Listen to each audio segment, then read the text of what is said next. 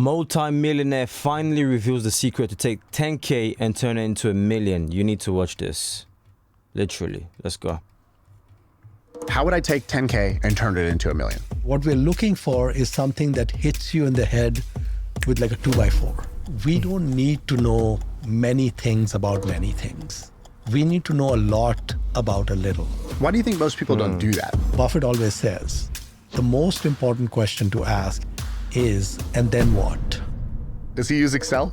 Warren wouldn't be caught dead using Excel. Okay. Usually the best ideas, when you finally figure them out, they're very simple. You should be able to explain your thesis of a stock in about 4 or 5 sentences to a 10-year-old. Where do you even know where to look? I'm going to lay it out for you. It's going to be so easy. All someone has to do is... My first million. Yeah. Okay, here we go. Manish, welcome back. Round 2. Sean, it's always a pleasure. So let's play a game. You're my coach. You're my investing coach, let's say. And I have $10,000. And I want to turn it into $1 million, right? Podcast called My First Million. I want to go from 10K to $1 million. So that's 100x. How would I take 10K and turn it into $1 million? The thing about investing is that opportunities are not going to show up just because you have the cash. So I would make some tweaks to your thinking first about the 10K. So I would say, okay, the 10K is a good starting point, but what I also want you to do separately from that is have a day job. Yeah. Okay. And I want you to spend less than you're earning. And I want you to take the 10K, and I also want you to take your annual savings, maybe that's 5,000-10,000 a year or whatever it is. And normally I would say put it into an index, right?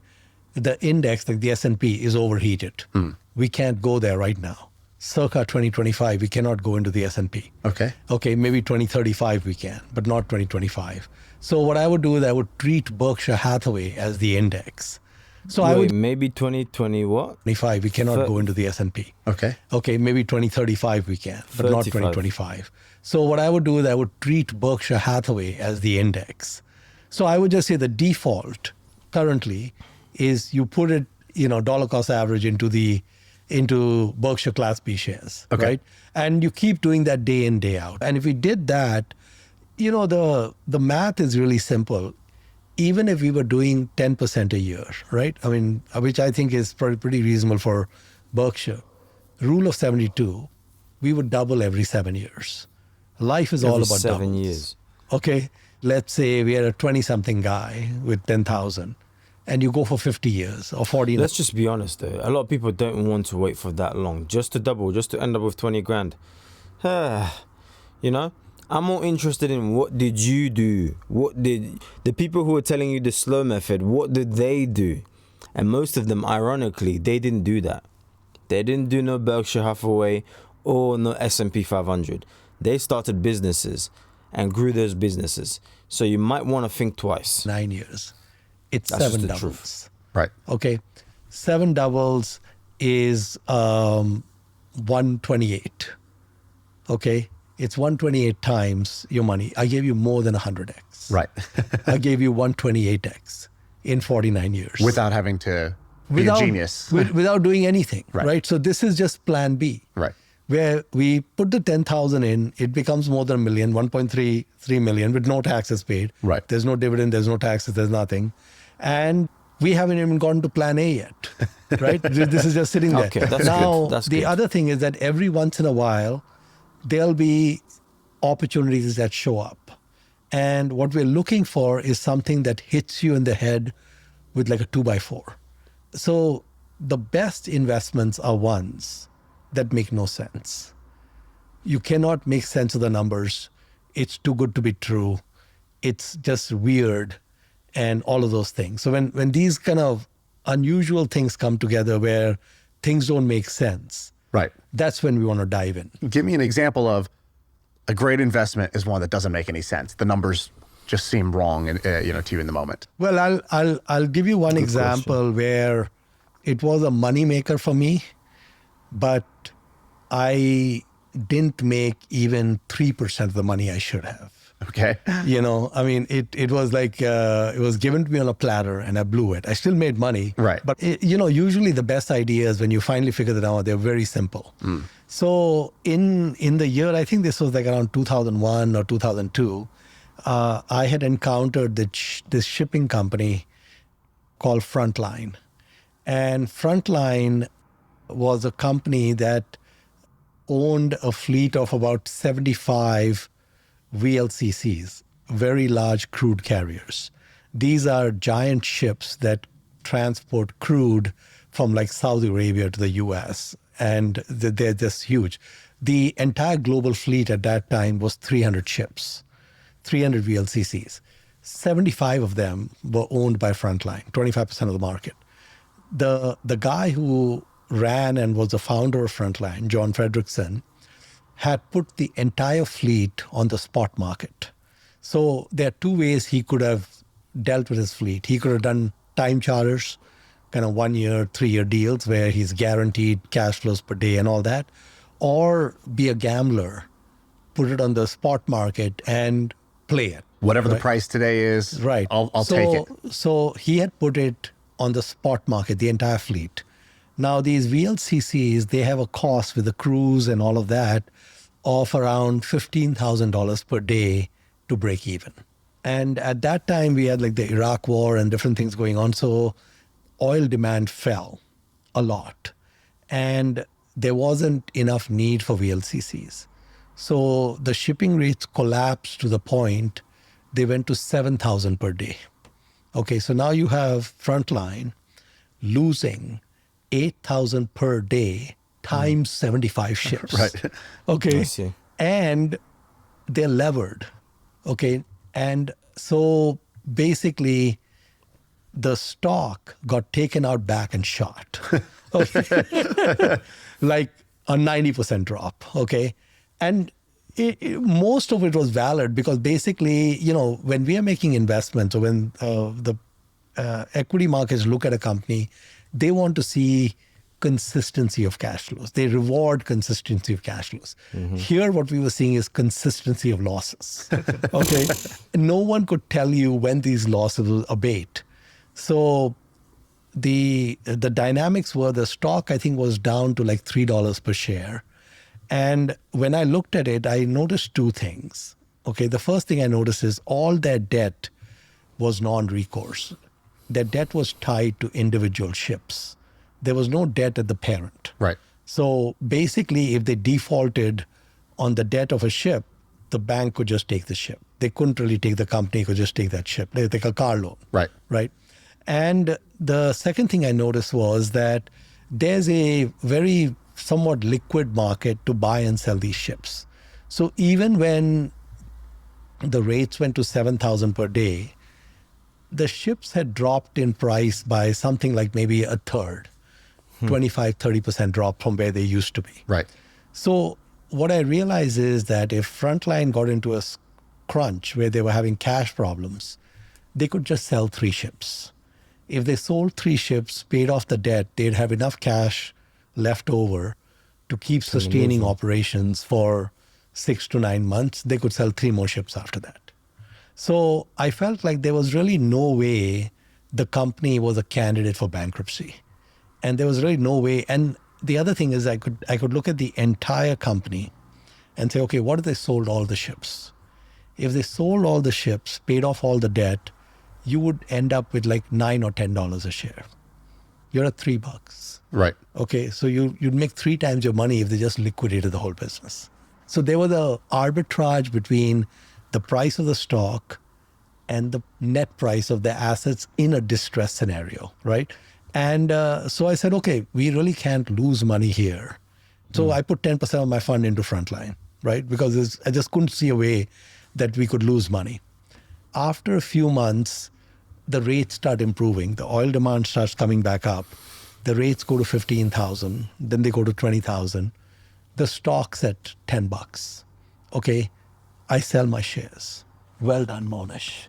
Okay. Tripled my money. Yeah, You in like crushed 8 it. months or something. Okay. And I said, okay, this was exactly what I thought, right? Rates then go to 300,000 a day. Oh, Okay. At 300,000 a day, they're making something like 285,000 a day times 75 ships. Okay. Wow. That number is like infinity. Okay.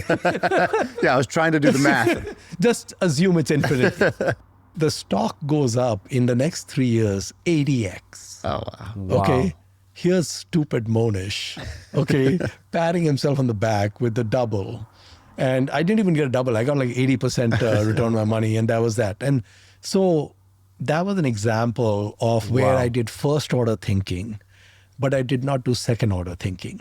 So the second order thinking was, Buffett always says that the most important question to ask in investing is, and then what? If I had been so smart as to ask the question, and then what? So You could have you remained, see yeah. that rates are terrible. You see the scrapping. You see that fleet's going to shrink. So even if oil demand doesn't come back the way it was, it's going to come into balance. Eventually, those losses are going to go away. And then you do the next thing on then what, which is that when oil demand comes back, it takes 3 to 4 years to build one of these things. So when the rates went to 30,000 or 50,000, and all these guys can see this is a great business now. Well, when you go to the Korean shipyards, who are now inundated with orders, they're going to say, go to the back of the queue. I'll give you a ship in 5 years. And by the way, the ship is no longer 70 million. The new price is 120. Right. Okay, because I got more orders than I can handle, right? So we had this dynamic, if I had thought about it, that once the demand became tight, you really couldn't increase supply for at least 3 or 4 years. So what's 285,000 times 75 times 1,000 days? Right. That's the minimum number of time when that price is not going to come down. It's only after 3 or 4 years, more ships start getting delivered and you start getting more balance and all of that. But that's an insane amount of cash flow, right? So the thing is that there are always, like, our friend Jim Cramer says, there's always a bull market somewhere, okay? So basically, if we are plan A, Berkshire Hathaway, plan B, looking for anomalies, right? Yeah. Every so often, not very often, every so often, you will find something weird. And we've got all the time in the world. We can research something for 3 months. It turns out it's not that great. Let it go. Right. We got Berkshire still cranking. Okay. So if you look at Warren Buffett, in his 2022 letter, he said that in 58 years of running Berkshire, there have been 12 decisions that have moved the needle for Berkshire stock. Now, in 58 years, he made more than 300 or 400 purchase decisions for stocks and businesses. Okay? Out of 300, if I take a conservative number, it's actually more than that, only 12 were exceptional. And he said there was one good idea on average every 5 years. Okay? This is Warren Buffett. Right. With a 4% hit rate. Okay? So basically, great investment ideas are rare. We're not going to run into them every week or every month or every year. So plan A, stick it in the index. Plan B, keep running a Geiger counter over everything, looking at different things. And when something doesn't make sense, drill down. And every so often, you're going to hit a mother lode. Right. And when you find something that's a mother lode, you peel off 10, 15% of what you have in Berkshire, put it into that, let it play out, then put it back into Berkshire. Right. Right. And just you keep doing that. And now your 100x is going to show up in half the time or less. That was delivery. Goodness me. Now let's get into a super juicy part that you're about to find out. Trust me. Have this intense, the work never bothered him. Just like no other teenagers were going and collecting all those tickets on the floor and then going through each one with the optimism that I am going to find something that is basically a free lunch. Right. Right. And so he went through the Moody's manual and basically started finding these anomalies and then started making investments in them and did well, etc. Now, we have a shortcut, because I know that your listeners are not going to do what Buffett did. Okay. I cannot do what Buffett did. I do not have the wherewithal and the ferocious intensity that Warren does. Almost no one does. I think that he's just an extreme anomaly on that front. So, for example, there's a website called Value Investors Club. Okay. Now, if you go to Value Investors Club, it's free. You don't have to pay anything, whatever. If you give them your email, you can see all ideas that are 60 days or older. Okay. It's very difficult to become a member of Value Investors Club posting ideas. So it's like a curated website. Right. Okay. The members have to submit 2 ideas a year, which get a decent rating in order to keep their membership. So what I have found is the Value Investors Club has a lot of brain power. It has brain power coming out of their ears. Okay. It's all free. So all someone has to do is sit down and read the write-ups on Value Investors Club. So there may be, 600 or 700, 800 write-ups, maybe 500 write-ups in a year. Each write-up may be around 10, 15 pages max. Then there's comments and whatever. But what I'm saying is that it's much easier than the Moody's manual. Right. Because someone is actually digesting the information for you. And you could do one of those a day. You could easily do one. Well, one of those a day is pathetic. I'm saying even you said if there's 300 total, Yeah, that's but I'm just saying less than a year. It would be easy for someone without putting too much work into it to read 4 or 5 ideas a day. Right. I mean, they could have a full-time job and easily do that. That's not a difficult thing to do.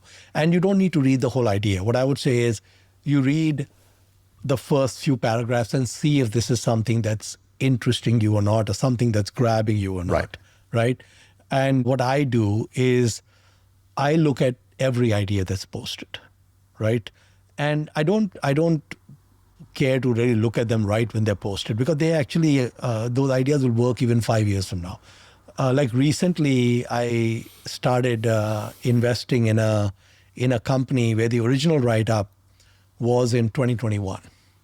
Okay, it's 2025, still valid. Okay.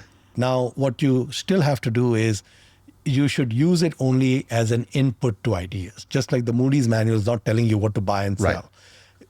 Once you see the idea, you do all your own work, do your research, do everything. Make sure it's something you understand well. Make sure it's within your circle of competence, whether you buy into the idea or not, etc. And Buffett is still doing this. So his Japanese bets. So there's another book called the Japan Company Handbook. Okay. And I'm going to bring the Japan Company Handbook. Okay. All right, here we have it. And I'm excited about this because you hear a lot about Buffett's, See's Candy, Coke, Geico, like those kind of well-known Buffett's best bets. Yeah. But as I understand it, Buffett made some incredible investments in Japan. So just let me explain how the total no-brainer nature of that bet. Right. Okay. So these 5 Japanese trading companies had a 8% dividend yield. Okay, so they were paying a 8% dividend. It was very cheap. The index has not gone anywhere for like 30 years. And Warren actually got a insane return on these. So what he did is he borrowed the entire amount in yen at 0.5% a year. And it was not a small amount. It was like 5 billion. Yeah. He put 5 billion, but he borrowed the 5 billion at 0.5%. The whole thing. In yen. Yeah. In Japan, right? So now he's bought a Japanese company paying dividends in yen, which he's bought in yen, right? The dividend coverage is 16 times his interest payment. Okay. So he put no equity, right? And he's instantly making 7.5% on 5 billion, which is like, about 350, 400 million out of nothing, right? It's just coming to him. Now what happens is because these companies are so cheap, in about 3 or 4 years, they all doubled in price, right? So now the 5 billion has become 10 billion. Okay. The equity that went in is nothing. So it's infinite return. They all raised the dividend. the dividend based on the original purchase price is about 15%. Okay, so basically, and then after that, what he did is he increased the bet. So he was under 5% of all of them. He's now approaching 10% on all of them. And anyone could have looked at the Japan Company Handbook. Basically, I think it's a matter of how hungry are you? It's the same as any entrepreneur, right? I mean, basically, anyone who starts a business or whatever, they got to go all in. Right. Intense passion, 18 hours a day, all in, very strong belief. It's the same thing here. If you truly are focused on it, you can do very well. I mean, the universe... It's basically seeking, you find. If you're seeking and your focus lasered in, you will eventually find an opportunity. It just doesn't make sense to not to. And you've got the patience of time. You've got time on your side. You might not, because maybe you're getting older, you're already old, whatever it is, but you still have time. Time is all about patience. Even if you're 70 and you decide to be patient, you can find an idea when you're 75 and it ends up taking your life to a different level, where the remaining years of your life, you live it like no other, compared to someone who was 25 and ended up dying at 40, only working. They didn't get to enjoy, they didn't seek ideas, they didn't seek anything. Whereas you lived to 75, terrible life, okay? But at 75, you found something amazing that allowed you to live up to 90, but in the best possible life that could exist. Most people, I'm sure, they'll rather choose the other hand, so it just makes sense. But this was absolutely amazing. I'm just going to look at this point because it's the most replayed, and then... And so Rick was always using some leverage.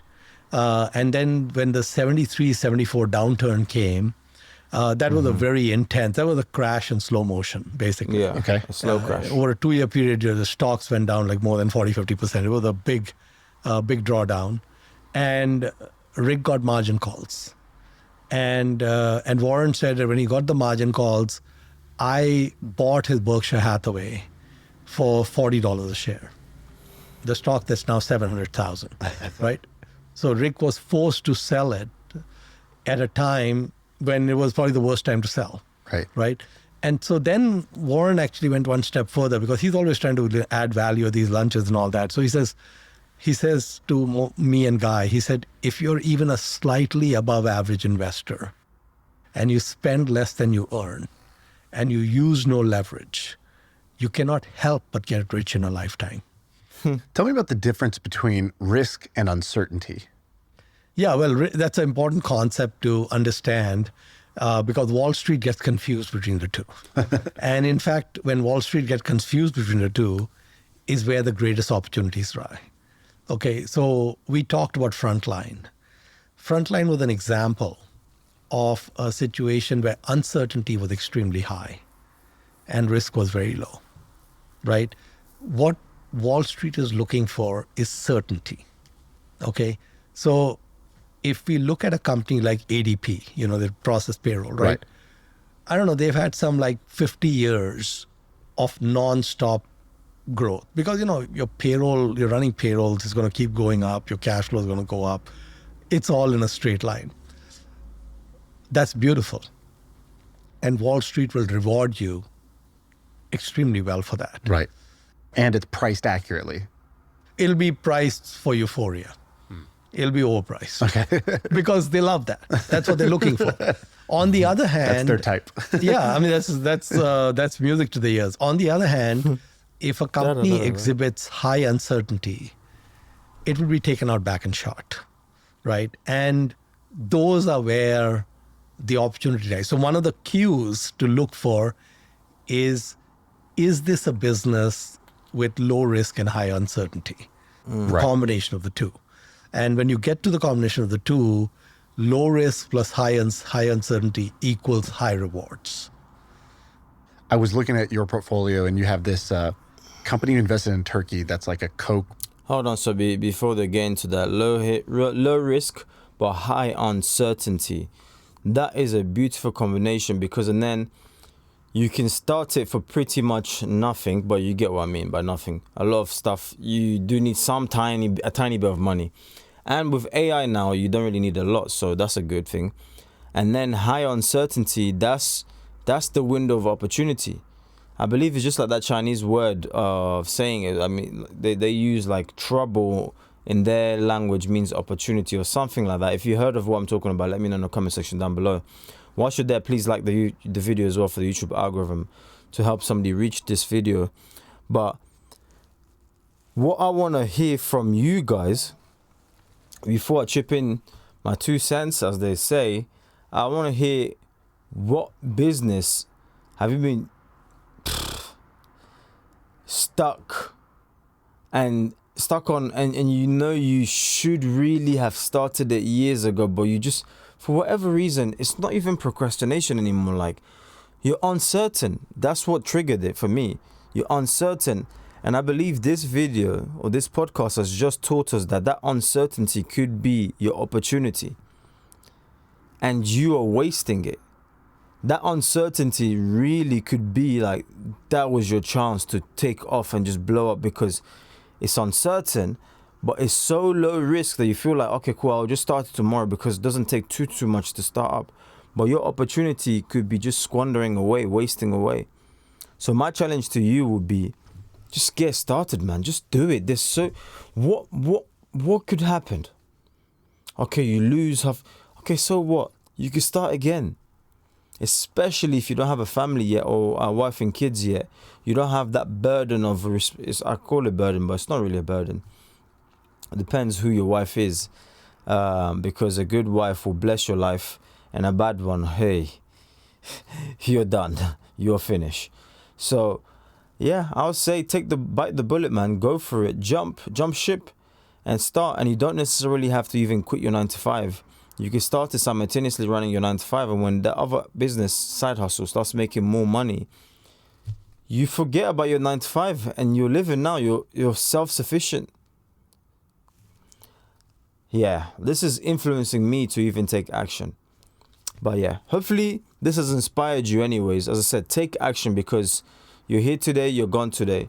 Any day above ground is a blessing, and maybe, my friend, maybe you're wasting your blessing.